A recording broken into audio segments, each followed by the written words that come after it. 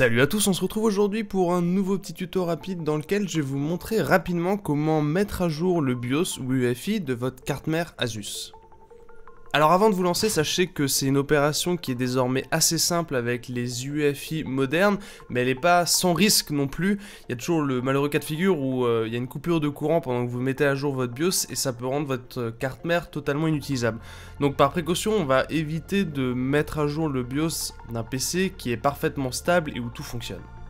Par contre, si une mise à jour est dispo qui améliore les performances, par exemple avec les Ryzen 3000, ou si vous avez des instabilités qui pourraient venir de la carte mère à cause d'une incompatibilité avec la mémoire, la mise à jour du BIOS peut être utile. A noter que la mise à jour dégage tous les paramètres que vous avez pu faire dans le BIOS ou qui étaient préconfigurés, donc si vous avez une configuration spécifique, notez-le quelque part avant de mettre à jour le BIOS. Il est par exemple très important de réactiver le profil XMP si vous l'aviez activé, comme je vous l'avais expliqué dans ma précédente vidéo. Bon, maintenant que les disclaimers sont faits, on va pouvoir passer au vif du sujet. Si vous avez une carte mère récente d'Asus et que le PC est connecté à internet, vous pourrez télécharger le dernier fichier du BIOS directement depuis l'UEFI. Sinon, munissez-vous d'une clé USB et rendez-vous sur le site du fabricant pour télécharger le dernier BIOS. Tapez le modèle exact de votre carte mère sur Google. Généralement, le premier lien, ça va être le site d'Asus France. Une fois que vous êtes dessus, allez dans l'onglet Support. Les BIOS sont ensuite disponibles dans l'onglet Pilote et outils où il suffit de choisir votre système d'exploitation pour voir la liste des BIOS disponibles.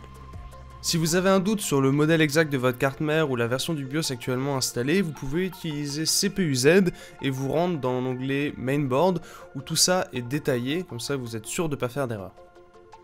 Avant de télécharger le fichier, n'hésitez pas à jeter un petit coup d'œil aux remarques et aux notes de version des précédents BIOS disponibles au téléchargement.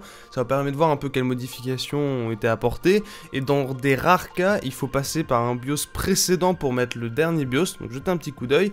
Et ensuite, vous pouvez télécharger la dernière version, ouvrir l'archive et déplacer directement le fichier .cap sur votre clé USB, de préférence à la racine.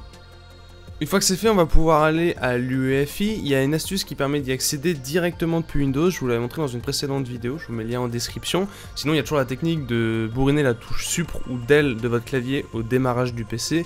Une fois que vous y êtes, passez en mode avancé en appuyant sur F7, allez dans l'onglet Tool et sélectionnez Asus EasyFlash, appuyez sur Entrée.